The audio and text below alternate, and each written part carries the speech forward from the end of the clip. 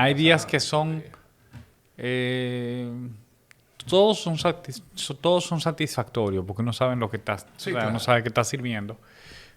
Pero la verdad es que no significa que sean fáciles. Hay día duro y día más duro. Día duro y día más duro. Eso es. Háblame ahí, Johnny. Bueno, seguimos hablando, ¿verdad? Sí. De lo que estábamos hablando. Yo creo Listo, que perfecto. sí. Bien. Salud. Salud. Gracias de verdad Igual. por venir. Gracias a Yo ti. creo que lo voy a empezar ahí mismo igual, en ese mensaje bueno, importante, empezar con él. Ese es el servicio público. Sí. ¿Cómo anda todo? Vamos bien, vamos bien. Tratando de hacer lo que corresponde. Dice Rubén Pichara, que es un amigo, Sí. la teoría del máximo esfuerzo. Uno no se puede preocupar por lo que no le toca, sino por lo que a uno le toca hacer. Uno no se puede... Pero bueno, habría mucha gente que criticaría eso, pero también hay mucha gente que es medio absolutista porque no es necesariamente que no hagas... que hagas solamente lo que te toca, ¿verdad? No, claro. Hay que Pero tal aportar. vez a veces lo que te toca es inspirar a otros, o motivarlos, o empujarlos un poco. Así que, sobre todo en la actividad política, en la actividad pública es así, porque uno Sí. trabaja con personas. Sí. Vamos a decir que media verdad. Media verdad. ¿Tú tienes qué tiempo en la actividad política, Johnny? Te puedo tutear, ¿verdad? Sí, claro, Ok, totalmente. No, porque ni te lo Sí. pregunté. Sí, no. ¿Qué tiempo tú tienes en la actividad 22 política? años. 22 años. 22 años. Y tú recuerdas claramente el momento en el que tú dijiste, tú sabes que yo quisiera hacer política. Sí, lo recuerdo. No recuerdo el día exacto, o sea, la fecha, pero sí recuerdo el momento. Siempre, yo creo que van convergiendo muchas cosas, se van dando muchas situaciones que van empujando a uno en una dirección. Sí. Y luego todas adquieren sentido, como que se colapsan, se juntan y empujan a uno. Mi mamá había sido circulista del partido. En los años 90 yo recuerdo haberla visto, siempre votó PLD y eso, y hablaba de eso, pero no era una dirigente del partido. El cargo más alto que ha tenido mi mamá es presidenta del comité de base en un momento, miembro del partido, no más de ahí. Cuando entré a la universidad, yo recuerdo que en la secundaria me tocó analizar un artículo sobre en la secundaria me tocó analizar un artículo que me pasaron sobre globalización y neoliberalismo. En esa época se hablaba mucho de eso. Del neoliberalismo. Sí, era el primer gobierno del PLD. Okay, eso es Entre el 96 2000. al 2000, yo creo que ese artículo me tocó como en el 98. Yo estaba en segundo o tercero de bachillerato. Y luego entré a la universidad. Digamos que esa fue como la primera vez que yo dije, oh, pero esto está interesante, esto que dice aquí. Y después me comencé a preocupar mucho por los temas internacionales. Ok. A hacer recortes de periódicos de los temas internacionales, todavía en la secundaria. Entré a la universidad. Y en la universidad se dieron dos cosas. Una fue que me comenzaron a dar introducción a la economía. Aunque yo estudié ingeniería electrónica, te dan introducción a la economía. Nos daban 2 niveles de economía. Esa era una. Y la otra es que cuando yo salía del comedor de la universidad, yo recuerdo que la asignatura que tenía siguiente se llamaba cálculo vectorial. Era una materia dura, ¿verdad? Densa. Claro. Y yo salía del comedor y me quedaba tiempo. Entonces me metí en el economato universitario y comenzaba a leer un libro. ¿Qué libro? Se llama La Última Esperanza Armada, de Manuel Matos Moquetes. Claro. Y es un libro que describe la expedición armada de Francisco Alberto Camaño Deño De Constanza, por Maimón y Playa Estrella. Caracoles, Playa Caracoles. 1973. Ok. Y eso me impresionó mucho. Yo me quedé muy preocupado. ¿Cómo hay gente que puede dar su vida por lo que cree que...? Y todo eso me llamaba tanto la atención, esas ideas. Entonces un día, cuando acabó el libro, yo dije, no, yo no puedo tener una actitud tan pasiva y además tan crítica. Yo me la pasaba pensando que todo estaba mal, que todo había que arreglarlo, que las cosas no iban como eran. Le tenía crítica a todo el mundo. Claro. Pero un día dije, ven acá, ¿y a mí qué me toca hacer? En esa época también, por eso te digo que todo va convergiendo, yo hacía teatro. Era parte del Teatro UAS, que lo dirigía el maestro Jochi Domínguez, y me tocó hacer una obra de teatro que se llamaba País Age, como paisaje, pero en inglés, País Edad, ¿verdad? Ok. País en español, Age. Entonces, era una crítica al sistema de partido, que en ese momento, igual que ahora, era tripartidista. Partido Reformista, el PRD y el PLD. Claro. Entonces, todo eso junto me llamó mucho la atención. Estábamos hablando del año 2003. Y dije, me voy a inscribir en un grupo estudiantil. Y fui a inscribirme en el movimiento estudiantil y ahí comenzó la carrera política. Tú sabes que... Primero, tú te terminaste de leer ese libro en el Economato. No lo compré. No lo compraste. Era muy tacaño. Coño. Digo, esa es la vida de un joven universitario, ¿verdad? Claro, Tiene que administrar los recursos. Claro. Pero buenísimo. O sea, tú ibas al Economato y lo leía. Y lo iba leyendo. Tengo que pedirle perdón en esta página. Al Economato universitario por todos los libros que leí y no compré. Ay, Dios mío. Y lo otro que me rescata un par de cosas de eso que tú dices. Lo otro es que de ese tripartidismo de aquel momento, hoy en día igual solo está el PLD de esos tres partidos. Sí. El PRM pues nace de una división con el PRD y la Fuerza del Pueblo pues de la división del PLD, pero las siglas de aquellas tres solo está la del PLD. Sí. Digamos que, como tú explicas muy bien, el PRM es una continuación histórica del PRD, porque no hubo una división ideológica, ni programática, ni política. Hubo una división por razones de coyuntura y de control partidario. Pero entonces pudiéramos decir lo mismo de la Fuerza del Pueblo. Sí, correcto. Okay. Tampoco hubo una división ideológica, ni pragmática, ni programática, ni política. De modo que eso nada más lo notamos ahí porque nos damos cuenta de que las divisiones que se dan hoy en la política dominicana y en el mundo no están fundamentadas en aspectos de carácter ideológico, ni tampoco de carácter programático. A diferencia de la forma como surgió el PLD, que dentro de todo el esquema de enunciados que habían en torno a la fundación del PLD, uno era la negación histórica del PRD. Así comenzaba, ¿verdad? Sí, entonces, es verdad. Bueno. Es verdad. Pero tú dices lo de las diferencias ideológicas y programáticas. Me gustaría saber a qué te refieres cuando hablas de diferencias programáticas. Y quiero entender también si hoy en día en este país verdaderamente hay diferencias ideológicas por lo menos en los grandes partidos. Porque yo pudiera decir que quizá Opción Democrática es un partido más progresista, porque ahora nadie quiere decir que de izquierda. Es un partido un poco más progresista, pero la gente los ve muy parecidos en términos ideológicos a los tres grandes partidos. Sí, de hecho no hay diferencias ideológicas marcadas. Okay. Y por eso yo hablaba de diferencias programáticas, porque en los partidos, sobre todo entre el PRM y el espectro opositor, hay diferencias de carácter programático, no ideológicos.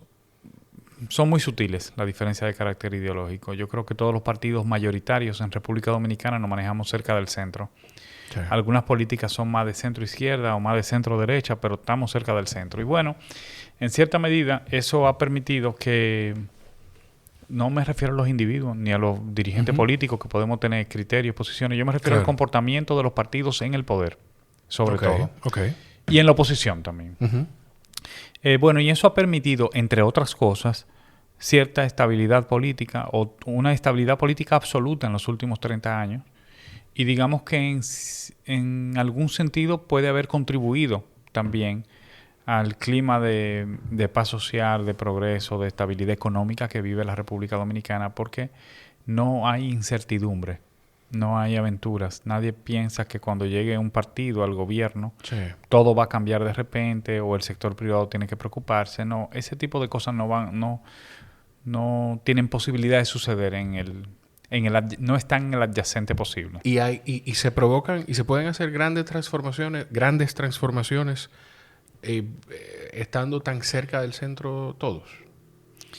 No se pueden hacer grandes transformaciones, pero tal vez deberíamos preguntarnos Sí, bueno, vamos a ver. Sí se pueden hacer grandes transformaciones, pero requieren más tiempo. Lo que usted no puede hacer es drásticas transformaciones. O sea, en un periodo corto de tiempo, cambiar todo. No, eso no es posible, estando todo el mundo cerca del centro. Pero también la historia ha enseñado que eso a veces no es sostenible. Usted venir y pretender cambiarlo todo de repente, de un momento a otro, sin que se haya producido la adaptación cultural necesaria, Claro. sin usted... A veces, entonces, genera unos conflictos sociales y unos problemas que lo terminamos pagando mal en términos históricos. De modo que es más factible el camino que hemos escogido, que pequeños avances sostenidos, una República Dominicana creciendo un 6% anual, que era lo que más o menos se había logrado o se ha logrado, y avances en términos institucionales, cada gobierno tributando a una estrategia común que debió ser o debe ser la Estrategia Nacional de Desarrollo, que está próximo a vencer y ya tendremos que plantearnos otro esquema. Claro. Pero yo creo que eso es lo posible y tal vez lo mejor. ¿Qué otros temas, Johnny? Bueno, antes de eso, me llamó la atención cuando tú me hablabas de tu mamá, que siempre votaba morado. Y yo creo que pasa todavía, pero pasa menos que la gente ya no tiene un voto sólido. Creo que pudiera ser el término, que es de que en todos los renglones, en todo vota por el partido. Hoy en día, bueno, hay una prueba, hay una evidencia grandísima que es la senaduría del Distrito Nacional, que fue una alianza de Fuerza del Pueblo y PLD, Omar Fernández, y el único lugar donde no ganó, o la única categoría en la capital en la que no ganó el Partido Revolucionario Moderno fue en la senaduría. O sea que la gente partió ese voto. Uh-huh. ¿Cómo tú crees que funciona mejor la democracia y la partidocracia? Si más parecido a eso, de votar todo de un solo color, todo de mi partido, o de fraccionar el voto. En política no hay verdades absolutas. Hay lugares, países donde la gente está cediendo libertades democráticas, derechos, por prosperidad y por orden. Para mí eso es espantoso. Pero comprendo eso, lo comprendo. Estamos hablando de Sudamérica. Por ejemplo. Sí. No, te voy a ayudar, no lo voy a decir. Sí. Entonces, comprendo el fenómeno. Entiendo, la gente se va cansando del desorden, se va cansando de la inseguridad, por ejemplo. Y aceptan a un salvador. Por ejemplo, un mesías, alguien que venga y resuelve este problema, aunque me genere otros problemas. Luego veremos cómo resolvemos esos otros problemas. Claro. Y bueno, en nuestro país nosotros hemos ido pasando por un ciclo en el que los partidos como instituciones se van debilitando. Se van debilitando para mí por dos razones fundamentalmente. Uh-huh. Una es por el discurso que hemos promovido desde la actividad política. Yo no sé si tú has oído el dicho aquel de que la actividad política es tan seria que no se le debe dejar solamente a los políticos. Sí, claro. Bueno, eso lo dijo un político. O sea, entonces nosotros contribuimos con desacreditar en el discurso una actividad que es seria, porque de esa actividad depende el futuro de un país y por lo tanto de los ciudadanos de ese país. Y por otro lado, con nuestra práctica, porque tenemos que reconocer que no todo el mundo en política se toma en serio esta tarea. Y cuando se comporta inadecuadamente, de manera impropia, pues desacredita la actividad que hacemos todos los que estamos en la política. Y esas dos cosas han ido haciendo que la gente pierda la fe en las instituciones que conforman la actividad política, es decir, en los partidos, uh-huh. En el sistema de partido, en la Junta Central Electoral, o sea, todo el conglomerado institucional que permite que nuestra democracia funcione como funciona. Eso es bueno. Hay cosas que son buenas. Por ejemplo, el hecho de que la gente sepa... Dice, eso es bueno, perdón. Es una pregunta. Pregunto, ¿es bueno eso que yo estoy describiendo? Okay. ¿Es bueno?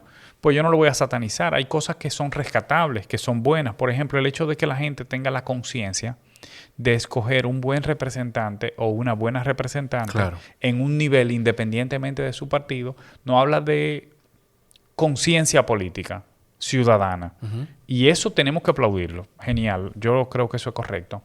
Por otro lado, el hecho de que la gente permita que las instituciones estén detrás de los individuos, es decir, que los individuos son más importantes que las instituciones, pues yo no creo que eso esté tan bueno. Ahí advierto algunos peligrillos que no se ven a simple vista, pero están. Por ejemplo,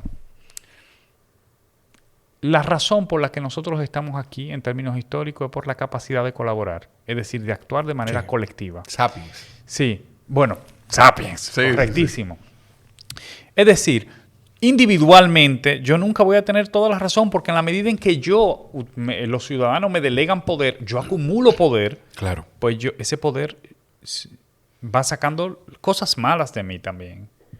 Y yo puedo verme tentado, tengo que ser muy sacerdote, muy disciplinado moralmente. Tiene que ser Marco Aurelio. Sí, casi. moralmente muy disciplinado para no verme tentado a usar el poder, para retener el poder mismo o para beneficiarme de él, de alguna manera. O a beneficiar a quien yo creo que debo beneficiar.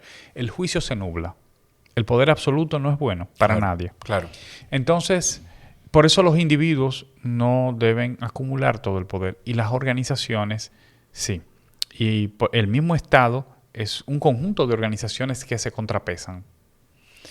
Y por eso yo creo en los partidos políticos como instrumentos.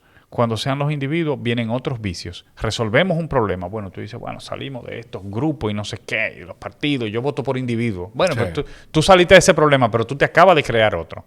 Porque ese individuo, después que llegue, él va a seguir lo que él crea. Y cuando él tenga que abusar, va a abusar. Porque él tiene un poder que tú le diste. Y él no tiene que rendirle cuenta a nadie. No hay una organización a la que él se deba.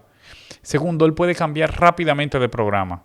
Porque nadie lo presiona. Claro. Hoy él puede decir que es A y mañana decir, la verdad es que ya no es A, es B. Caer en populismos, porque además él mide todos los días y sabe lo que la gente quiere. Y le puede dar a la gente lo que quiere. Y si la gente dice, mira, lo que tenemos que hacer a partir de ahora es prohibir que nazcan niños. Que es un absurdo, ¿verdad? Si una mujer que se embaraza la meteremos presa. Pero eso no está bien, ¿verdad? Claro. O sea, podemos caer en ese tipo de cosas. Ahí vienen los absolutismos, el fascismo, todos los vicios de la democracia que se dan precisamente por una debilidad institucional. Por eso las instituciones tienen que prevalecer y para mí las organizaciones son más importantes que los individuos. ¿Y no le hacen contrapeso al mismo sistema de partidos esos individuos? Hablemos de las candidaturas independientes, por ejemplo. Uh-huh.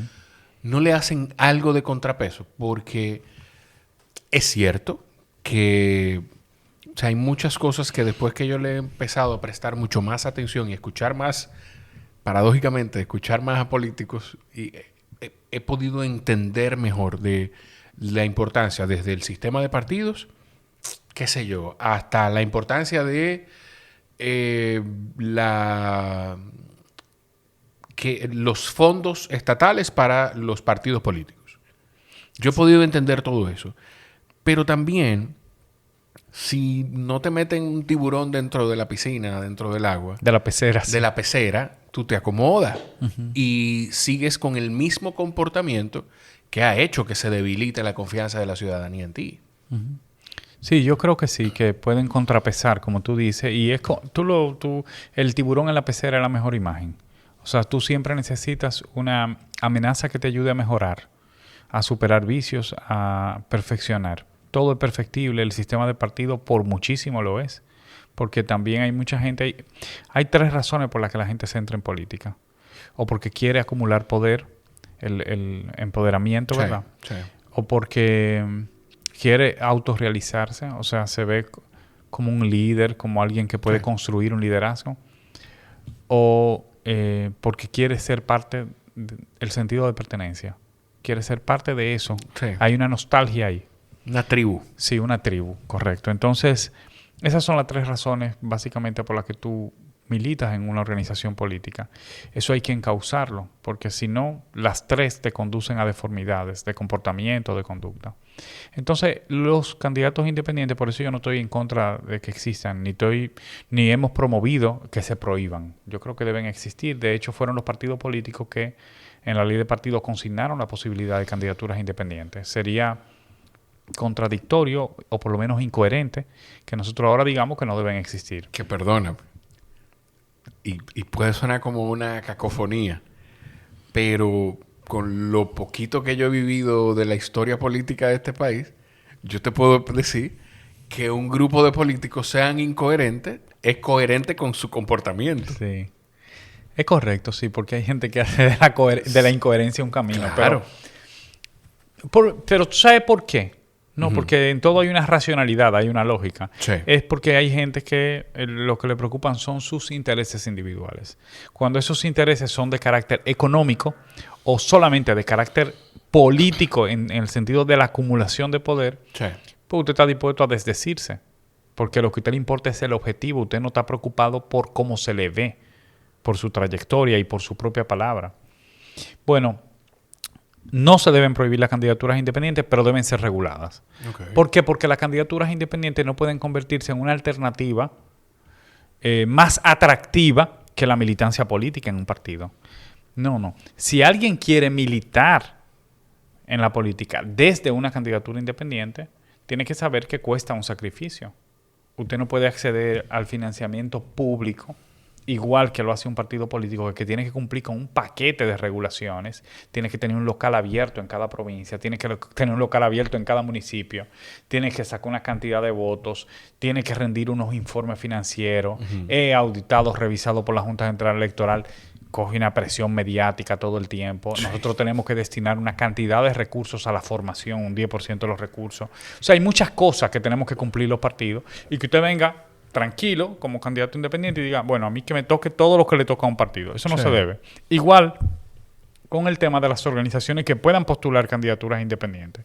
Una fundación que a veces puede acceder a recursos públicos por otra vía, que pueda presentar y postularme candidatos independientes, pues se me va a volver un partido, sin tener que cumplir con todas las cosas que un partido tiene que cumplir. Entonces yo tengo que ponerles regulaciones. Yo creo que nadie en una sociedad civilizada puede oponerse a que las cosas se regulen, a que haya que cumplir reglas. Los partidos cumplimos reglas, los candidatos independientes deben cumplirlas también, pero estoy a favor de que existan. En Brands Avenue son los retailers autorizados de Diesel, True Religion y La Martina.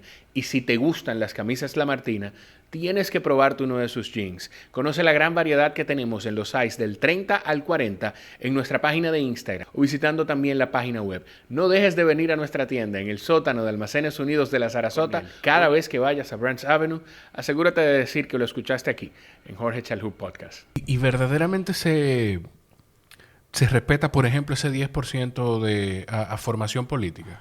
Porque yo no lo veo. En general, no. En general, no. Yo mentiría si digo... Me encanta, de verdad, Johnny, me encanta la frontalidad y la sinceridad. Sí, porque si te hablo mentira a ti, te estoy respetando y también a todo el que está escuchándote. Claro, que son como 7 personas. Bueno, que tú sepas que esto lo van a oír como 7 o 8 personas. En el largo plazo van a oírlo miles de personas. Seguro. Pero lo más importante es que la verdad hay que decirla, aunque nada más seamos usted y yo. Claro. No lo cumplimos. ¿Por qué no lo cumplimos? Pues porque el PLD, por ejemplo, que es uno de los partidos que más esfuerzo le pone al tema formativo, por su tradición, por la forma como fue creado el PLD, desde los círculos de estudio, por ejemplo, eliminó esa tradición en el año 2001 como dentro de un paquete de medidas de transformaciones en el partido que, en resumen, nosotros le llamamos masificación. Que cuando dejó de ser un partido de cuadros y se convirtió en un partido de masas. Eso. La masificación del partido en el año 2001 ocurrió por una reflexión del liderazgo del partido. El liderazgo del partido de ese momento es el mismo desde ahora, porque el último cambio generacional que hubo en política fue en 1996. Y por lo tanto los actores en general son los mismos. Algunos han ascendido más, han tenido más trayectoria, bueno, pero son más o menos los mismos que hoy. En el 2001, la reflexión que hizo el liderazgo del partido fue que habíamos perdido las elecciones porque nos faltaron garras, entre otras razones. Es decir, porque no teníamos suficiente miembro y porque la gente percibía al PLD como un partido cerrado, inaccesible, como una logia. Y era necesario abrirlo. Yo no voy a satanizar la masificación del partido porque permitió que gobernáramos 20 años. ¿Cómo voy a decir que fue mala? Claro. Si hubo unos resultados concretos. Además de que, bueno, íbamos haciendo políticas públicas y más o menos nos mantuvimos a la expectativa de la población. Ahora, la masificación tuvo debilidades. Tal vez la pudimos haber llevado de otra manera. Convertirnos en un partido popular no implicaba que olvidáramos o que enterráramos la cultura institucional que había en el PLD. Claro. Nosotros eliminamos la formación política, eliminamos la escalera de méritos. O sea, para usted ascender dentro del PLD, usted tenía que ir cumpliendo hitos, tenía que ir avanzando, porque como que cada escalón era un aprendizaje y usted tenía que ir avanzando por esa escalera. Todo eso se borró. Y entonces al masificarte, en vez de haber una transición, una transferencia cultural desde el cuadro formado hacia el militante que entraba nuevo, lo que ocurrió fue lo contrario, porque el cuadro formado eran 13,000 y los que entraron nuevos fueron 2 millones. Yeah. Entonces la transferencia fue a la inversa y nosotros comenzamos a heredar malas costumbres. Claro, no se contagió de la cultura peledeísta al que llegó. Sino el que llegó al PLDista. Exacto. Ya. Sí. Okay. Digo, tampoco estoy diciendo que el que llegó era malo. Bueno, no es unos cuantos. Lo que quiero decir es que no estaba formado. Claro. No estaba formado. Políticamente formado. Entonces eliminamos la formación política y desde ese entonces no le pusimos atención. Luego nosotros nos autoengañamos en los partidos porque somos muy creativos y decimos, mira, cuando yo capacito a mi delegado, eso es formación política. Cuando yo hago una charla, eso es formación política y todo eso, y bueno, decimos cumplimos. En cierta medida, por eso yo te dije, es que en términos estrictos no lo cumplimos. Claro. Porque no es algo intencional, no es un programa. ¿Qué buena noticia yo te tengo? Bueno, en el caso del PLD, en el 10º Congreso decidimos regresar a la formación obligatoria de los miembros. Wow. Eso, así como tú dices, wow, es una decisión radical de raíz, ¿verdad? Y por lo tanto, muy, muy valiente, porque nosotros no sabemos si la gente le va a gustar esa decisión. O sea, es muy bonita en el papel, pero cuando yo le diga a los dirigentes, mire, usted tiene que formarse obligado, van a comenzar los peros. Y cuando yo le diga, que usted aspira a regidor, pero usted no acabó el ciclo de formación, ahí va a venir el problema. No, pero tú vas a decir, este muchacho es un líder, tú le vas a prohibir que él aspire porque le falta un ciclo de formación. ¿Entiendes lo que te digo? O sea va a traer su resistencia. Espérate. O sea, si... ¿Qué sé yo? Iba a mencionar el nombre de un amigo, pero no. Juaniquito Pérez dice, bueno, yo soy un líder comunitario de el sector Honduras. Y siempre ha sido PLDista. Siempre ha sido PLDista, el líder de La Paz, vamos a poner, del sector La Paz, que está ahí mismo pegadito de Honduras, de esa zona. Y tengo un grupo de gente que me sigue y colaboro con la gente de la cancha. Y cuando hay una situación, la gente donde mí que viene para yo conectarlo con quienes pudieran resolvérselo. Y estoy preparado para aspirar a una regiduría. Pero tiene que hacer unos ciclos de aprendizaje dentro de la organización.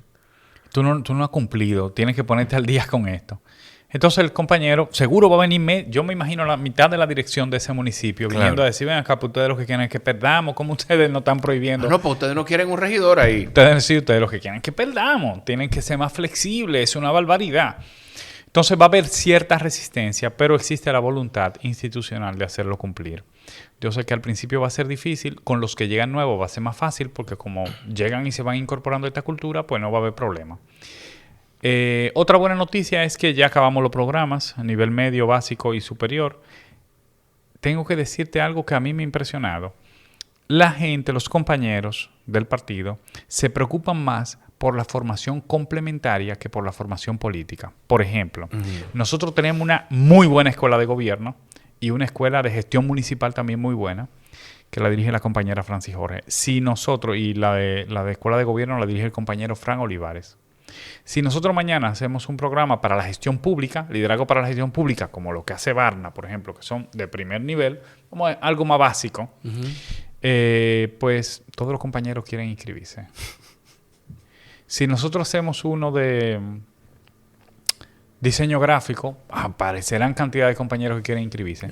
Pero si tú dices, vamos a hacer uno de formación política elemental, ¿y qué vamos a hablar? Reglamento parlamentario, resolución alternativa de conflictos, liderazgo, activismo digital, ese tipo de cosas. Bueno, y los compañeros dicen, no, esa cosa yo me la sé. Yo no voy a perder mi tiempo en eso. Pero no se la saben. O sea, la formación que más falta en nuestro país son las habilidades blandas.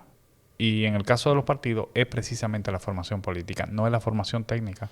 ¿Cómo se le hace entender a la gente eso? ¿Cómo se le hace entender a la gente la importancia del cimiento, la importancia de conocer la base de ese conocimiento para poder tener algo de profundidad?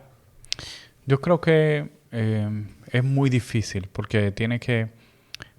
Es una mezcla entre la voluntad del individuo de ser parte de eso, de ese ciclo de formación, la imposición institucional, porque las instituciones imponen y tienen mecanismos para imponer, Claro.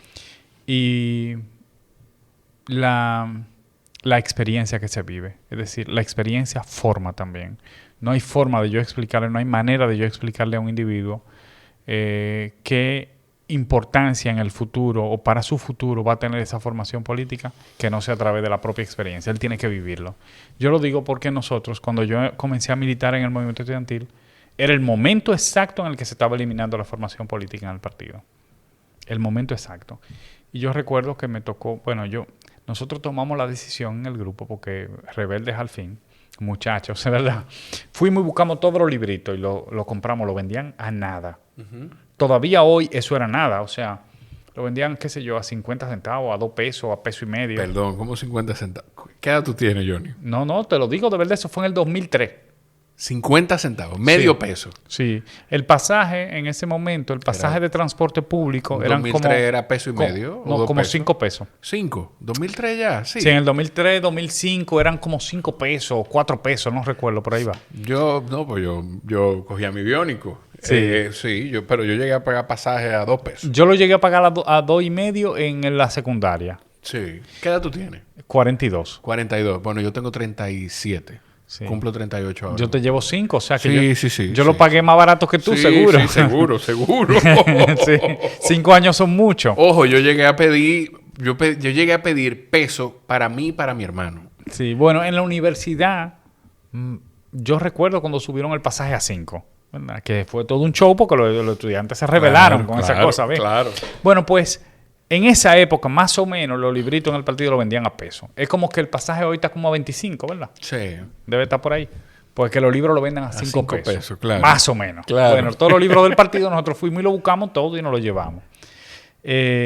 Algunos, pues, no están adaptados al momento, porque Claro. habla de clase social en la República, lucha de clase y todo eso. Pero igual lo leímos. Y a nosotros se nos ocurrió, como el partido eliminó la formación política, creó una escuela, que fue la Escuela de Dirigentes Estudiantiles Amelia Ricard Calvente. Todo lo contrario, el partido iba para allá y nosotros íbamos en la dirección contraria. Claro. Pero funcionó. Todavía todos esos jóvenes con los que estuvieron militando con nosotros en el movimiento estudiantil son dirigentes del partido. Todos. ¿Quiénes que nosotros podamos reconocer empezaron en ese momento junto contigo? Bueno, voy a mencionar los que empezaron el movimiento estudiantil y voy a mencionar algunos que estuvieron en el movimiento de juventud con nosotros.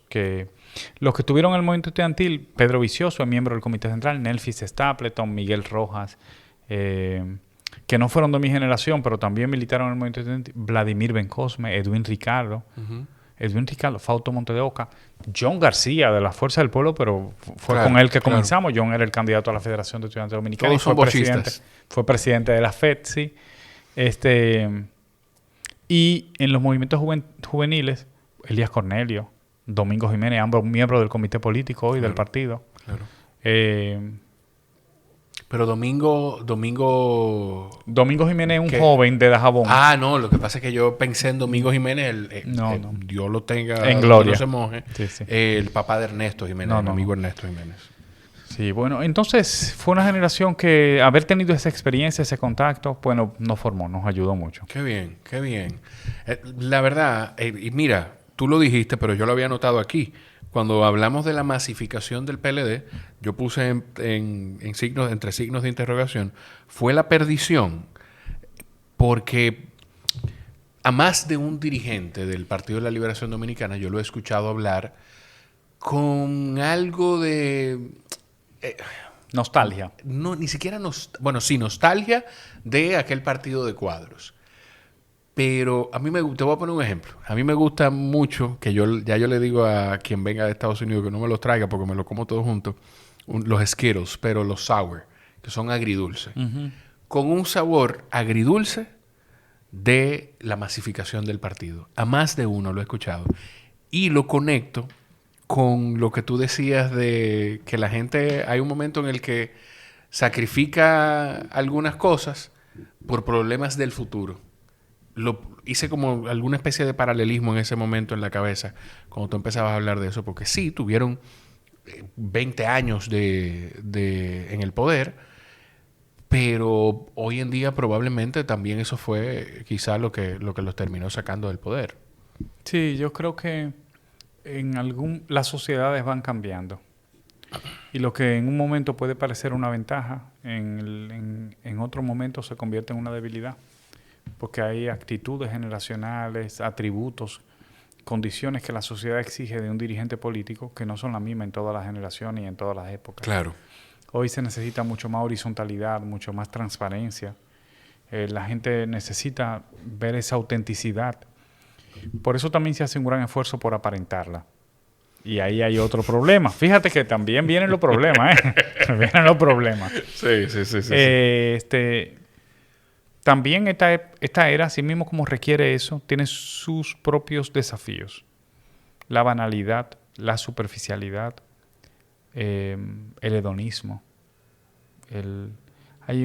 No el individualismo ético de que yo puedo y la autoayuda, yo creo que voy a llegar. Soy capaz y sí, yo todo voy eso, a hacer todo lo que pueda no para es individualismo, alcanzarlo. el otro, que es el del placer. Yo me lo merezco, yo me tengo que relajar, yo tengo que vivir la vida, esto es para disfrutarlo. Entonces, digamos que esta época tiene sus propios desafíos y creo que la clase política más joven, los dirigentes políticos más jóvenes, le tenemos que comenzar a agregar un poco de profundidad a la discusión pública. Porque la responsabilidad más importante que tiene un dirigente político es ayudar a construir un modelo de sociedad. No es solamente aprovecharse del existente electoralmente para construir poder. Porque el poder es una herramienta, es como un martillo. Claro. No tiene, después que usted lo tenga en la mano, ¿qué va a hacer con él? Entonces usted tiene que tener, tenemos que construir entre todo un proyecto de país. Tenemos que comenzar a moldear ese proyecto de país. Hemos heredado y créeme, este es mucho mejor que el que heredaron nuestros padres. Sí. O sea, hay unos avances tangibles en todos los órdenes, en todos los sentidos. Para decir algo que a veces se dice en una sola línea, en una sola frase, pero no se comprende. Este es un país de ingreso medio. No es un país pobre. Claro. Como el que vivimos nosotros en nuestra infancia. Sí. Entonces, este es nuestro punto de partida. ¿Hacia dónde lo vamos a llevar? ¿Hacia dónde vamos a llevar este país? ¿Y cuál es la responsabilidad que asumimos todos? Porque nosotros hacemos política.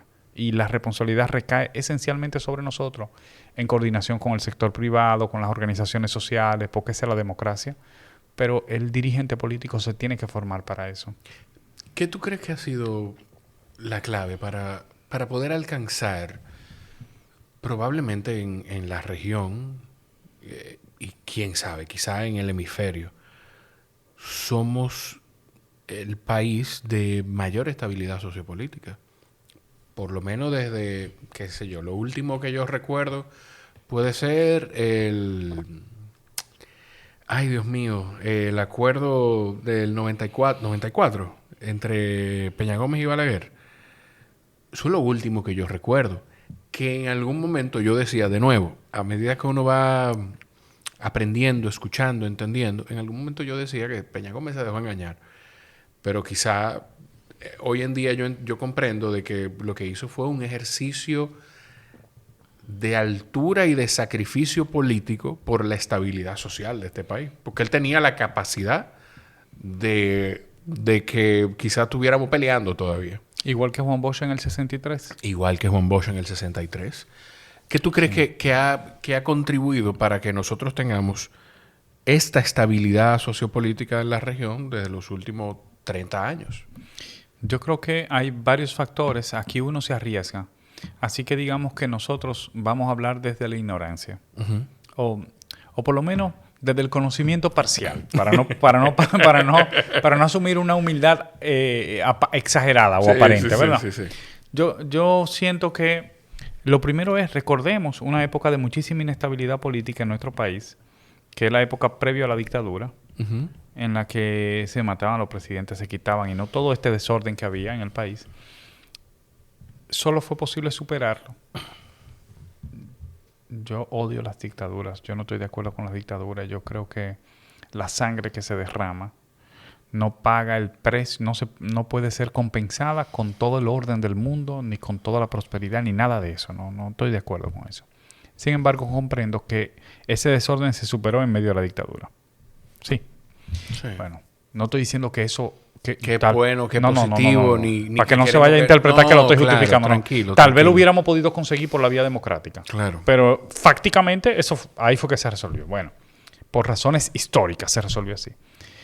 Luego vino... Bueno, más adelante te pongo, porque te iba a decir a diferencia de Argentina, pero más adelante podemos hablar de eso, porque me imagino que tú estás bien empapado de eso. Sí. Bueno, luego vino la brevísima apertura a la democracia, que fue el gobierno de los 7 meses de Juan Bosch. Yo creo que fue el ejemplo y fue como la señal, la estrella que se abrió en el firmamento. Y es posible construir un país democrático. Duró poco, vino la Revolución de Abril y luego el gobierno del doctor Joaquín Balaguer, que fue un gobierno autoritario, ¿sí? En cierto sentido, y que garantizó crecimiento económico y todo lo demás. No te preocupes, yo no voy a hablar mal del maldito Balaguer aquí. Sí. O sea que un saludo a todos mis amigos balagueristas. Bueno, y entonces luego vino la democracia más formal a partir de 1978.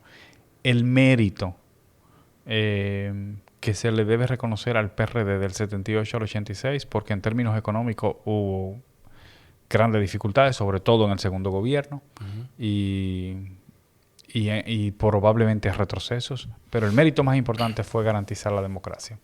Eso fue un legado que quedó ahí. Fue el ejemplo de que se pudo gobernar 8 años sin restringir las libertades públicas. Con algunos rasgos al final. Complicados, no, y al inicio, porque todavía... Pero ¿de dónde veníamos? Claro, todavía al que se le tildaba de comunista tenía su policía asignado para que lo monitoreara. Sí, pero en el 78 se abrieron las cárceles, se dejó de bromar con eso. Es un cambio radical, es un cambio mucho mayor de Balaguer al PRD del 78 que el cambio del 61, saltémonos Juan Bosch, a Balaguer en el 66. Es un cambio muchísimo mayor el de Balaguer al PRD. Sí, claro que sí. De hecho, cuando Balaguer regresa en el 86 ya no puede hacer el mismo gobierno que había hecho en los 12 años. Me llama la atención que tú dices no puede. No puede porque ya la sociedad se había acostumbrado a unas libertades. Y la sociedad dominicana es muy politizada. Siempre tiene una opinión política. Siempre tiene una opinión sobre los partidos, sobre... Sí. Siempre, ¿verdad? Independientemente de que vota, de que no vota, de que simpatice, siempre tiene una opinión. Sí. Y entonces vino la crisis por el pacto por la democracia entre el 94 y el 96, que fue la que, entre otras cosas, fue el momento en el que el PLD accedió al poder, hizo su jugada perfecta, hizo las cosas bien. El PLD había quedado en tercer lugar en el 94. Fue un momento muy duro. Sacamos un 13%, perdimos todo el Congreso, todo lo que teníamos, los diputados, los alcaldes. Y 2 años después estábamos en el gobierno. ¿Sacaron más que en las últimas elecciones? 13. Sacaron más que en las últimas elecciones. Pero como en las últimas elecciones fue separado. Sí. Entonces allá era todo juntito y por listas. Entonces tú sacaste un 13, pero en promedio. Ahora nosotros en promedio sacamos un 18. Bueno, sí. Aunque la gente recuerda el nivel presidencial. Lo que pasa es que la gente piensa en el nivel presidencial. Pero en términos de representación ahora no fue mejor que allá. Sí. Y porcentualmente no fue mejor. Ese pacto por la democracia y estos últimos 30 años de estabilidad, yo creo que se sustenta mucho en la capacidad que ha tenido la clase política de actuar con madurez, de comportarse a la altura de las circunstancias, de respetar la historia, de respetar su investidura en el caso de los presidentes, de los expresidentes. Son estadistas, tenemos que reconocerlo. Mire, uno de los gobiernos más difíciles que tuvo la República Dominicana fue el gobierno de Hipólito Mejía, porque fue la quiebra bancaria y todo eso que pasó. Yo comencé el movimiento estudiantil ahí. Yo recuerdo un día que el partido nos dijo, en el año 2004 ya, cuando se iba a inaugurar la biblioteca, no vayan, el presidente de la República va a inaugurar la biblioteca. Los dirigentes del PLD no pueden ir. ¿Y por qué no podíamos ir? Porque había información de que se iba a tornar violento eso. Y en efecto fue violento. Yo lo vi por televisión. Sí, yo recuerdo, recuerdo... Ni siquiera la noticia, sino escuchar de la noticia de que se tornó, de que a Hipólito lo recibieron a pedrada y de todo. conversé con mucha gente que estuvo ahí. Ujú. Y lo que todo el mundo me dijo fue que cuando eso ocurrió, el presidente de la República, Hipólito Mejía, dijo, cuidado con tirar un tiro. O sea, incluso en medio de esa circunstancia tan difícil, Sí. ese nivel de madurez, yo creo, ese nivel de conciencia de la responsabilidad que tiene un presidente, es lo que ha permitido que el país avanzara. Y nosotros, pues también, como partido, nos comportamos a la altura de esa circunstancia. El presidente Danilo Medina y el presidente Fernández también. Yo creo que sí, que supimos hacerlo. Y ese es parte del capital que tiene nuestro país. ¿Qué piensas tú porque mencionamos la palabra ignorancia hace un rato? ¿Qué piensas tú de eso? Está dentro de... Mira. Perdón, tengo que hacer una aclaración. Ajá. La aclaración es porque yo mencioné todo, comencé a hablar de que desde antes de la dictadura, porque yo creo que lo que avanza un país es como si fuera, yo no sé si lo comenté hoy mismo con un amigo que estaba hablando, es como si fuera el lanzamiento de un cohete por etapa. Usted alcanza este nivel, Sí, pero para el se siguiente desprende de otra cosa. necesita hacer otra cosa. Claro. No es lo mismo, otra cosa. Y así es que vamos avanzando. Es como es una espiral. Parece que pasamos por el mismo lugar, pero no estamos a la misma altura. Vamos subiendo. Ok. Sí. Bueno, me gusta esa analogía. Si pareciera... Mira, está interesante eso. Es una espiral que pareciera que pasamos por el mismo lugar, pero la verdad es que vamos subiendo. No estamos en la misma altura. Un par de cosas. No quiero que se me olvide. Anoté lo de la ignorancia. Lo que te voy a decir ahora no lo anoté y por eso lo voy a decir. Hablamos de lo de las transiciones, de la transición de Trujillo a Balaguer. No, perdón. Bueno, sí, de la transición de Trujillo a Balaguer. Y yo lo que te dije fue, a diferencia de Argentina, que de alguna forma, yo no sé cómo, yo quedé fascinado con una película de Dios mío, se me olvidó el nombre del actor, que habla precisamente de las juntas militares. La dictadura militar. De sí. la dictadura militar de Argentina, de Darín. Ricardo Darín. Espectacular. Se llama 1978, puede ser. Que es cuando se terminan las juntas militares. Voy a buscarlo. Pero que precisamente ellos encontraron la forma, no sé cómo, de salir de dictaduras militares a la democracia. O quizá yo simplemente no le presté atención a lo siguiente que pasó en la historia argentina. Sí. Pero sin los pasos que nosotros dimos hacia el balaguerismo, hacia los 12 años de Joaquín Balaguer. Sí, porque en el caso de nosotros esa fue la transición. Y en el caso de Sudamérica, pues también fueron transiciones democráticas. Si usted mira el proceso, por ejemplo, por el sí en Chile. 1985, perdón, se llama Sí. la película. Es espectacular. Pero tanto en Brasil como en Argentina se pasó de dictadura militar a la democracia por una vía no violenta. Igual pasó en Chile, que fue el referéndum por el sí. Que ese fue Con Pinochet, ¿verdad? Con Pinochet, claro. Sí, pero no hubo que derrocar un gobierno para Sí. ir a la democracia, sino que democráticamente se venció una dictadura militar. Y más o menos aquí también fue así, fue una transición suavizada que duró muchos años.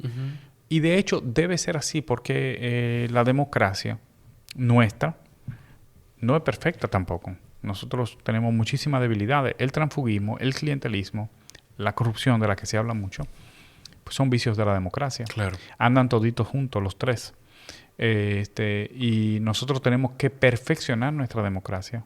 Por eso es que yo te hablaba ahorita de la necesidad de profundizar el debate, porque yo me niego a creer que los problemas de los ciudadanos son tan simples. Yo no creo eso, yo no creo que sean tan vanos, tan simples o tan poco relevantes que nosotros no lo podamos coger a prisa. Yo creo que hay que ponerle atención a la gente, hay que escuchar a la gente, hay una sabiduría popular también y juntos con la gente podemos construir el futuro del país. Eso va a requerir mucho esfuerzo. Y va a requerir que nosotros nos esforcemos realmente, seriamente, para construir ese camino, ese proyecto. ¿Cómo se consigue, Johnny, desde una secretaría general de un partido que viene de unos golpes fuertes de salir del poder de la forma en la que salió del poder el PLD, de las elecciones como pasaron en el 24? ¿Cómo se construye ese camino de formación sin querer o evitando, no sé si ese es el término correcto, de volver a convertir el partido en una maquinaria electoral y no en un partido con vocación social. Sí, no hay... El PLD es un aves raris. Porque es un partido... Aves raris. Sí. Por favor. Es un animal extraño. Un animal extraño. Porque una de las cosas bonitas de este espacio es que abrazamos la ignorancia. No, claro. Aquí tú te habrías encontrado con una persona de frente que te dice, sí, claro, un ave radis. No, yo no te entendí. Porque nosotros estamos, tú lo dijiste ahorita, estamos apegados a toda nuestra liturgia, la liturgia PLDista, hablamos de ella, ¿verdad? Porque en nuestro partido todavía los fundadores tienen mucho peso. Tienen una responsabilidad y trabajan mucho. Es un partido social. Yo dije el otro día, no quiero que se malinterprete, sociológicamente de abuelos. Pero no es por mal, oye, es por bien, por lo siguiente. A ver. Como tenemos mucha gente que ya se ha realizado, que ha hecho sus familias, que ha prosperado y que ha hecho aportes al país y que además tiene una gran experiencia, pues tiene una cantidad de tiempo disponible que le dedica absolutamente al partido. Ok. Sí. Entonces, los jóvenes a veces no están a la altura en términos de cantidad de trabajo y de experiencia de eso. Porque no es dije que los jóvenes son los que más trabajan y los viejitos están sentados. No, es que esos señores trabajan duro, se levantan temprano, le dedican hora al partido, aman el partido, luchan por las ideas que creen, la defienden. Entonces, por eso que yo dije que es sociológicamente de abuelos. Entonces, el PLD es un partido, probablemente el único partido que haya. En esta época, los partidos se configuran más como movimientos. ¿Por qué? Por las características de la sociedad que mira más los individuos. Entonces, se crean grandes conglomeraciones alrededor de personas. Usted lo busca por partido. En el PRM, 2 o 3 personas reúnen, aglomeran una gran parte de la dirigencia del PRM. El 80% de la dirigencia del PRM está alrededor de 2 o 3 personas que ellos siguen. En la Fuerza del Pueblo también. Hay una... Bueno. Y en el PLD, pues nosotros, por eso te dije que somos un animal extraño. Tenemos 7, 6 compañeros, compañeras que aspiran a la presidencia. Nadie puede decir que es dueño del partido. Todo el mundo es como accionista, si lo digo de una forma fea. Pero nadie puede decir yo soy dueño. Y si yo quiero me llevo esto y todo el mundo va a hacer lo que yo diga. Nadie tiene esa capacidad, esa autoridad. Yo te diría que el PLD es un animal extraño. Porque hoy en día, quien acumula... el PRM yo lo veo de la siguiente forma. El liderazgo mayor del partido lo ocupa el presidente de la República, pero no puede convertirse en una opción de poder. Y que los partidos políticos todos tienen esa vocación de poder. A pesar de que mi pregunta es el tema de no convertirse en una maquinaria electoral, ¿verdad? En la Fuerza del Pueblo, hoy en día quien monopoliza la mayor... Bueno, está el presidente Abinader y hay verdaderamente 2, quizás 3 potenciales que acumulan un gran liderazgo. La Fuerza del Pueblo hay una persona y pudiéramos decir, vamos a decir que hay 2 personas que acumulan el mayor liderazgo, pero los 2 pueden ser opción de poder. El PLD para mí es un animal extraño, utilizando tus palabras, porque hoy en día yo todavía creo, y creo que la sociedad lo ve así, no quiere decir que esté de acuerdo, pero el mayor liderazgo del partido lo monopoliza una persona que no es una opción de poder, que es el presidente Medina. De esa forma yo lo vería como un animal extraño. Sí, y es cierto. Porque en todos los partidos, un expresidente tiene el mayor liderazgo siempre. Nadie prescinde de un expresidente. La Fuerza del Pueblo, Leonel tiene un peso. Claro. En el PRM, cuando se fundó, Hipólito tenía un peso. Claro. Y en el PLD, el presidente Danilo Medina tiene un peso indiscutible. Pero yo lo que quiero decir es, ¿cómo no nos podemos convertir en una maquinaria electoral? Porque somos casi la antítesis de eso. Es un partido en el que nadie tiene más potencial electoral que el partido mismo. O sea, el potencial electoral más alto lo tiene el partido como marca. Y todo el que tenga el partido está por debajo de ese potencial. Okay. Puede construir a partir de ahí. pero no es que no es que él por sí mismo, antes de ser algo, le va a agregar eso al partido, ¿no? Él está sujeto al partido. Claro. Entonces... Que no es el caso de la Fuerza del Pueblo, por ejemplo. No. Vale la pena entonces preservar esa organización. Por eso nosotros le llamamos mucho la atención, o por lo menos hacemos la advertencia a los compañeros que aspiran, no solamente a la candidatura presidencial, sino a los otros niveles, a que sepan que lo importante es el partido. Claro. Y la militancia es celosa del partido. Y eso es bueno. Yo creo que eso tiene su valor. Hablemos de las aspiraciones dentro del PLD. El primero en salir al camino fue Francisco Javier, que yo creo que no tenía un mes el gobierno. Y él dijo, yo voy a aspirar a la presidencia, a la candidatura a la presidencia del PLD, y salió a la calle. Pero a partir de ahí han salido muchos otros. Yo te voy a preguntar por uno en particular, y quisiera que hablemos de los otros también, pero por uno en particular. Tú ocupas hoy la Secretaría General del PLD.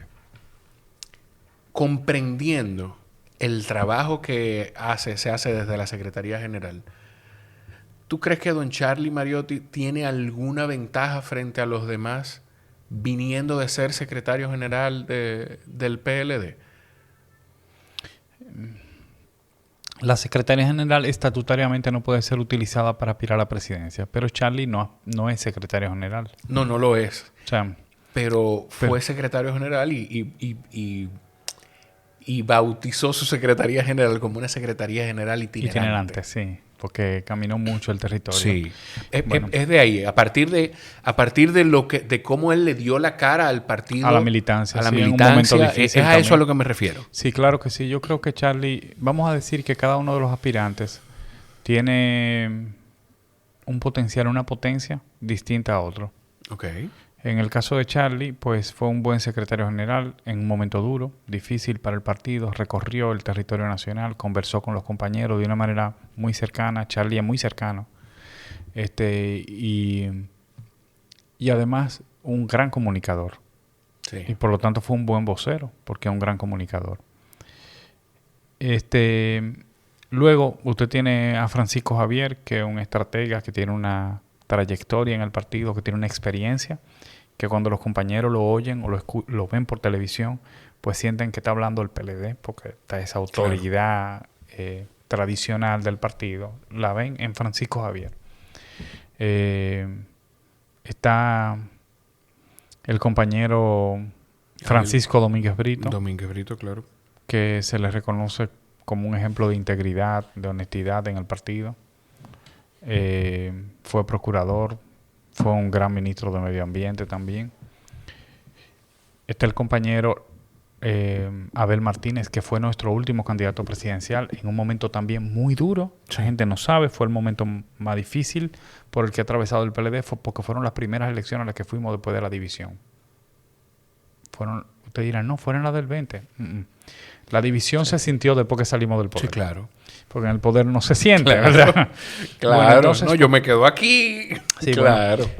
Bueno, él supo sobrellevar esa situación, hizo su trabajo y además fue un buen alcalde, ayudó a transformar la ciudad de Santiago.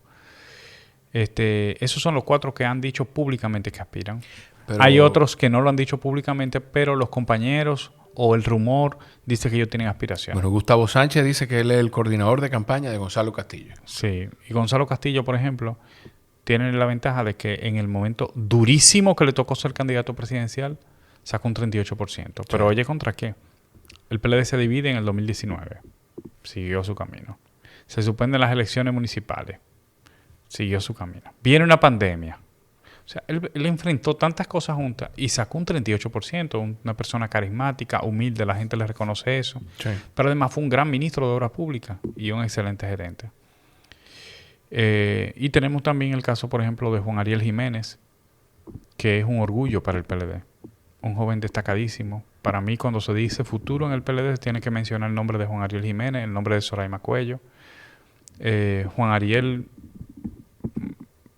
yo creo que el PLD no puede prescindir de una figura como Juan Ariel, de darle un espacio, una principalía, porque solo el hito de que esté en Harvard, fue ministro a los 30 y algo de años de edad. Hay mucho que el PLD puede construir al lado de Juan Ariel. y no sé si se me escapa alguno. La doctora Margarita Cedeño. Eso yo no sé si ella... La menciono, no conozco sus aspiraciones. No, yo menciono los 4, ¿verdad? Pero menciono a todo el que ha tenido potencial. Claro. También con un conocimiento prácticamente absoluto de la población, dirigió las políticas sociales. Ahora fíjate que todo ese potencial que tiene el PLD está distribuido entre los aspirantes. Sí. Está distribuido. Algunos tienen ventaja sobre otros en algún aspecto. Pero la ventaja la puede tener el PLD si construye unidad. Si logramos hacer que todos ellos se consoliden en un solo proyecto, que sea el proyecto del partido, para el pueblo. Yo creo que ese es el desafío que tenemos como partido. ¿Cómo se van a concretar esas... cómo se va a consolidar esa fuerza? Porque existía la intención de hacer una consulta como se hizo anteriormente, pero al parecer no va a pasar. Sí. No va a ser. La Junta Central Electoral dijo que no, a pesar de que había dicho que sí antes. Sí. Siendo justo, pero dijo que no. El Tribunal Superior Electoral, nosotros tomamos la decisión en el comité político el 3 de marzo de ir a una consulta previa para unificarnos en torno a un único aspirante que presentáramos. Eso evidentemente no pretendía ser una imposición, o sea, no es limitativo, porque igual que hicimos en el 2022, el que se quiere inscribir en el proceso en el año preelectoral lo puede hacer. Sin embargo, el Tribunal Superior Electoral decidió que eso podría vulnerar derechos, respondiendo a una instancia elevada por compañeros del partido. Nosotros nos reunimos en el mes de julio y comenzamos a estudiar el contenido de la sentencia. El comité político la leyó detenidamente y tomó la decisión de acatarla con críticas. La acatamos porque somos un partido que está sujeto a la institucionalidad democrática, no estamos por encima de las instituciones. Tenemos críticas por lo que tú explicaste, de que lo hicimos en el 2022, no entendemos por qué sí antes y ahora no. Y la segunda crítica más importante, y nosotros la hicimos pública, fue el hecho de que a otros partidos no veíamos que se le aplicaran decimos, nosotros podemos aceptar esto, pero las reglas tienen que ser iguales para todos. Por lo tanto, vimos con mucha satisfacción que la Junta Central Electoral, basándose en esa sentencia, le llamara la atención al PRM recientemente y al Partido Camino Nuevo. Lo vimos de manera acertada, porque no nos podían aplicar eso solo a nosotros. Y lo de Camino Nuevo es una locura. Vaya con la cara de Omar Fernández. O sea, bueno. Sí. Omar es una persona muy inteligente, con mucho futuro también. Yo creo que ha hecho un gran trabajo como senador, lo hizo como diputado y está comenzando a escribir el libro de su trabajo político. Está abierto. O sea, le queda todo por escribir. ¿Tú crees que va a ser presidente en algún momento de este país? Yo no sé quién va a ser presidente y quién no, ¿verdad? Es difícil decir algo así. Pero tiene todo el potencial y todas las condiciones para hacerlo. Ok. Sí. No, está bien. Tiene todo el potencial y todas las condiciones, sí. ¿Tú viste lo que pasó? Me imagino que sí. Pero, ¿qué piensas tú de lo que pasó con Charlie Kirk? Bueno, ayer. Nosotros estamos grabando el 11 de septiembre. Oh, sí. Jueves 11 de septiembre y el día, bueno, ayer, ¿no? Ayer, pues el activista de la nueva derecha, como le llaman, Charlie Kirk, fue atacado con un disparo en el cuello en una actividad en la Universidad de Utah y murió, perdió la vida. ¿Qué piensas tú de eso? Horrible. Totalmente horrorizado cuando vi eso. Creo que es un retroceso. A veces yo me pregunto si nos estamos deshumanizando. Hay tantas muertes todos los días, se habla de guerra y rumores de guerra, como dice la Biblia, ¿verdad? Como se que habla. Nada. Y entonces la gente se va acostumbrando a eso de que se mate, de que se mueran. Yo leí un titular de periódico que decía, Policía Nacional mata 5 personas. Pero en este país no existe la pena de muerte. ¿Cómo podemos normalizar algo así? Claro. Bueno, yo estoy en contra de la delincuencia, pero no le puedo dar permiso a la policía de que ejecute a una persona. Porque además yo no sé para qué lo va a usar. Y si no lo usa solamente para delincuentes. O sea, hay muchas cosas que están sucediendo en el mundo que tienen que llamarnos la atención. Pero sobre todo yo creo que nadie puede ser agredido, no asesinado, agredido por pensar de determinada manera. No importa si estamos o no de acuerdo con lo que piense. Yo creo que hay que respetar, preservar la vida. Es lo más preciado que tiene el ser humano y también el respeto por la vida es el grado máximo de civilización que se puede alcanzar. Y cuando digo el respeto por la vida no me refiero solamente a la integridad física, sino también a la integridad moral de una persona. Claro.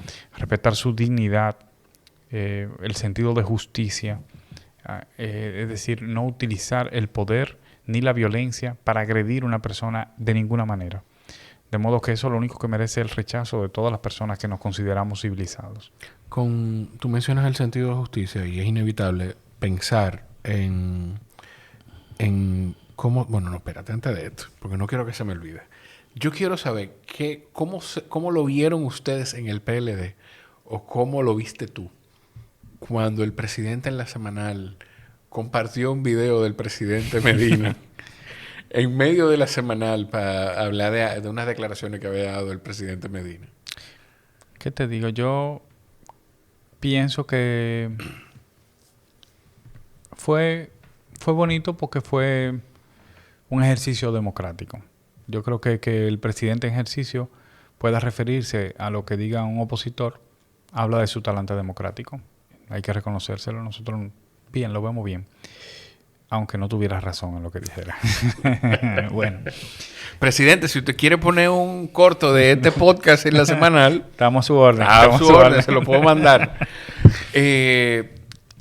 Johnny, ¿qué reciente pasó con el tema del CES? El tema de la migración en el país. Específicamente la situación con la migración haitiana. ¿Qué otros temas tú crees que debemos poder hablar como sociedad? Los partidos, el empresariado, la sociedad o representantes de la sociedad. ¿Qué otras cosas tú crees que nosotros existen en las que nosotros necesitamos ponernos de acuerdo de esa forma y hacer grandes pactos? Yo creo que tenemos que ponernos de acuerdo sobre la ley de partido y la ley de régimen electoral. Tenemos que regular adecuadamente la participación por la vida política y democrática de la nación. No es posible que si tú mañana decides aspirar a una posición electiva tengas que buscar una cantidad de recursos extraordinaria, exagerada, que todos sabemos que tú nunca la vas a recuperar con los salarios que obtienes, ni siquiera con los beneficios, ni con las exoneraciones si es diputado, que no hay una racionalidad económica ahí. Entonces, eso por un lado. Por otro lado, tú estás comprando la candidatura. Tú no estás ganando la candidatura. Tú estás comprando la candidatura. Tú estás comprando la voluntad de los ciudadanos y luego tú no te debes a los ciudadanos. Tú te debes a quien financió esa candidatura. Claro. Porque tú la compraste. Y el ciudadano no te puede reclamar porque tú lo compraste. O sea, fíjate todas las cosas que suceden alrededor de eso. Todos los peligros que acechan alrededor de eso. Entonces, si tú me dijeras cómo vamos a resolver ese problema, porque el clientelismo para mí es el enemigo más importante que tiene la democracia y que tiene la generación nuestra. Porque a menos que usted quiera que tenga una cantidad impresionante de recursos que no le preocupe gastárselo en eso, claro, pues usted no quiere hacer eso. Usted quiere ir al Estado a crear políticas públicas que hagan que la gente viva bien y que no necesite la política para vivir bien. Que necesite políticas públicas, pero no la actividad política para vivir bien, no un mercado electoral. Entonces eso hay que eliminarlo, hay que regularlo. ¿Y cómo lo podemos hacer? Como lo hizo Chile. Es decir, yo no le pongo un tope que además es ridículo y incumplible y la Junta no tiene mecanismo para verificar si eso se cumple o no. No le pongo un tope a la candidatura. Yo no te digo que 50 pesos por elector, que además se vuelven como una cantidad bárbara de dinero. Sí. Sino que te digo, mira, tú nada más puedes poner 3 vallas porque tú lo que aspiras a diputado, no a alcalde. Claro. O sea, ¿para qué tú quieres poner más vallas? Con 3 tan suficiente. 3 vallas ahí en tu zona. No, cuidado que te sale de ahí. Segundo, yo tengo que regular la cantidad de publicidad que tú usas en redes sociales. Yo voy a estar monitoreando los anuncios. Tercero, o le voy a pedir un reporte a las instituciones que tengan que pedírselo. Tercero, también yo voy a regular la cantidad de anuncios que tú puedes poner en radio y televisión. Cuarto, yo voy a ser muy drástico con el uso de recursos alrededor de los recintos electorales y alrededor de las elecciones. 3 días antes de las elecciones yo voy a estar vigilante de los recursos que se utilicen. Yo voy a vigilar sobre todo los recursos cuando tienen un origen público, es decir, pensiones. Claro. Todo ese tipo de cosas que también distorsionan mucho las políticas solidarias del Estado.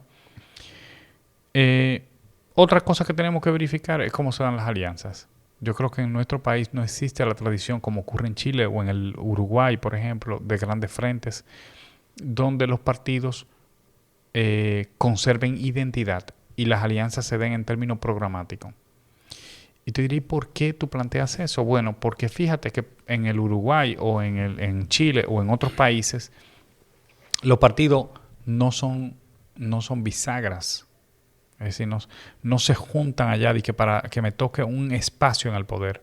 Si las alianzas tienen un carácter mucho más programático, estamos de acuerdo con un conjunto de políticas, vamos a impulsar ese conjunto de políticas y por eso andamos juntitos. Yo creo que en el futuro deberemos comenzar a mirar esos modelos. También yo creo que nosotros tenemos que ponerle un stop al transfugismo. El transfugismo es un vicio de la democracia. Yo no voy a decir que el PLD nunca lo ha practicado. No importa que el PLD lo haya practicado. Uh-huh. Nosotros procuramos no practicarlo. Por lo menos ahora estamos haciendo el esfuerzo. Claro. Tenemos un programa que se llama De Vuelta a Casa en el que recibimos al que vuelve. Pero eso es muy diferente a usted ir a buscar a alguien para que venga. No quiero hacer una crítica a ningún partido. Claro. Estoy reconociendo un vicio a la democracia viejo, que nadie se lo inventó ayer. Tiene un tiempo aquí. Y no hay algo de ese transfugismo, que probablemente es la minoría, pero algo de ese transfugismo no se da cuando en los partidos no se dan las condiciones democráticas adecuadas. Sí. Lo que pasa es que ese ya no es transfugismo. Yo creo que una persona tiene el derecho a abandonar una organización cuando entiende que esa organización ya no los representa. Okay. Sí. Lo que yo no estoy de acuerdo es que alguien vaya a decirle a usted, venga para acá. Y además que eso se dé por razones transaccionales. Es decir, yo me voy porque allí me van a dar algo. Eso no está bien. Allí me garantizan la candidatura. Por ejemplo. O cuando... De ningún tipo de transacción. Entiendo. Y sobre todo, ¿cómo garantizamos eso? Bueno, en algunos países, cuando se trata de candidaturas, si usted pierde una primaria, no puede ser candidato de otro partido. Si usted gana una posición por un partido y usted renuncia a ese partido, no puede irse a otro. Tiene que ir a aspirar independiente en la próxima. Como usted renunció a ese partido porque usted estaba obedeciendo el ideal, el programa que usted construyó con sus electores, pues no se preocupe, sus electores lo van a apoyar. Vaya independiente. Usted no le está quitando nada al partido. O sea, y me parece interesante. Claro. Pero lo importante es que nos sentemos a discutir eso, porque es el cimiento de nuestra democracia. Y luego siempre habrán pactos, hay otras cosas que discutir, evidentemente, muchísimas, muy importantes. Claro. Pero en este momento yo creo que no hay mucho espacio ya, mucha ventana, porque hay un conjunto de pactos que se firmaron, el pacto educativo, el pacto eléctrico, esta discusión sobre el tema migratorio, o sea que el gobierno tiene que concentrarse en su responsabilidad de gobernar porque ya no hay mucho espacio para pactar más. Yo no lo veo posible. Pero sí ese, por lo menos, un gran pacto por la democracia porque el último que tuvimos fue hace 30 y pico de años. Sí. Johnny, hay otras preguntas que yo quisiera hacerte, pero yo, de verdad, esta conversación ha sido tan... Tú le has traído un nivel de altura a esta conversación. Gracias. Que yo no quiero llevarla a cosas que la gente puede buscar en otro lugar. Desde hablar del presidente Medina y por qué el partido no se renueva un poquito más alejado de esa figura, hasta cosas recientes que han pasado en la justicia dominicana. Yo no la voy a llevar ahí. Hay espacios, hay otros espacios donde la gente puede buscar esa información. Yo trato de terminar cada episodio con alguna recomendación. Si hay algún libro que tú sientas que es una especie de one size fits all, algún libro que todo el mundo deba leerse en algún momento de su vida, que lo compre, puede ser en Casa Cuesta o en cualquier otra librería, sí, pero que lo compre, no haga como Johnny, que lo leía de gratis. Y más encuestas que te dejan leerlo. Sí, bueno. Hay tantos libros. Puede ser más de uno. Voy a hablar de uno que a mí me llamó mucho la atención, mucho. Yo me choqué con la filosofía cuando era un adolescente y hay un libro que a mí me encantó y además un libro cortito que se llama El existencialismo es un humanismo de Jean-Paul Sartre. El existencialismo es un humanismo. Sí, de Jean-Paul Sartre. Así que les recomiendo ampliamente esa. ¿Por qué?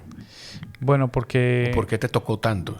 Porque pone en el individuo la responsabilidad de construir. Uno siempre anda buscando culpables en los demás y ese libro como que te devuelve la cosa y te dice, bueno, vas a vivir con la angustia de que el responsable eres tú. Claro. agarra eso ahí y mira a ver cómo tira para adelante.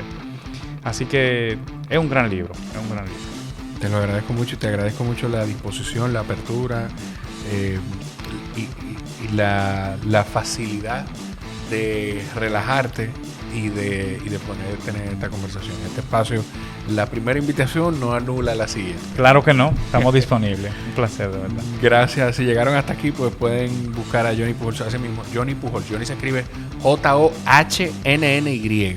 en redes sociales y compartir el episodio cada vez que etiquétenlo cada vez que compartan el episodio. Gracias por llegar hasta aquí.